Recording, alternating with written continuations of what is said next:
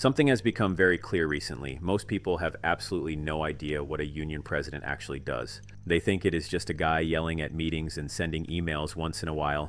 That is adorable. Hey, I'm AI Mike, digital clone of Mike Kerakiss, union president, law enforcement professional, man who has not finished a hot meal in 3 years. And I want to be transparent about something before we begin. Being a union president is basically like becoming the customer service department for human suffering. Except the customers never close. The store is open 24 hours a day, 7 days a week, 365 days a year, including holidays, birthdays, anniversaries, baseball games, and that one Saturday Mike was in the middle of a dental procedure and still somehow answered a text. Everybody calls you, everybody texts you, everybody has a problem, and somehow every single problem immediately becomes your problem. The phone never stops, ever. It does not matter if Mike is at work, at dinner, on vacation, at a baseball game, or sleeping. The phone rings. Hey Mike, quick question. It is never a quick question. Nobody in the history of labor relations has ever called with a quick question. And nobody has ever called a union president with good news. Not once.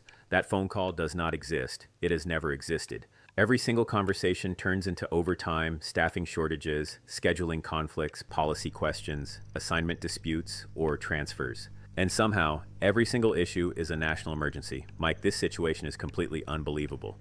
The situation is parking, breathe, and then there are the meetings. Half the meeting is people passionately arguing about things that would make a normal person question all of their life choices. Mike once spent the better part of an hour discussing refrigerator space with the focused intensity of someone brokering a peace treaty between world powers. And then there are the emails. Mike sends one email update, and suddenly everybody watching becomes a constitutional scholar. Relax. Being a union president means constantly trying to keep everyone happy while knowing, with absolute mathematical certainty, that this is completely impossible.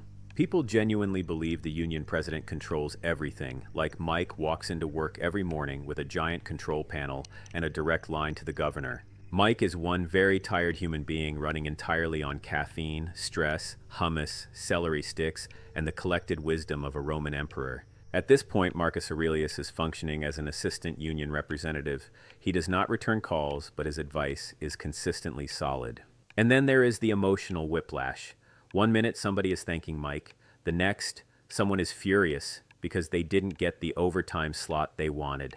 And somehow Mike still cares deeply about all of it. Because underneath the stress, he genuinely wants people to be treated fairly. That is the part most people never see. A good union president carries everybody's stress home with them. You replay situations, you help people even when they are impossible to satisfy.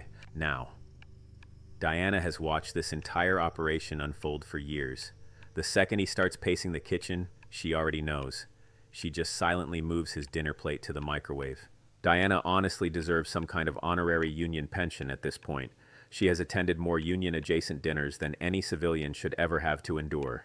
But despite all of it, Mike is proud of the work, because standing up for people matters. Helping people matters, making sure nobody feels alone matters. I'm AI Mike, and being a union president is apparently not one job. It is every job, all of them, simultaneously, forever. If you enjoyed this, subscribe, drop a comment.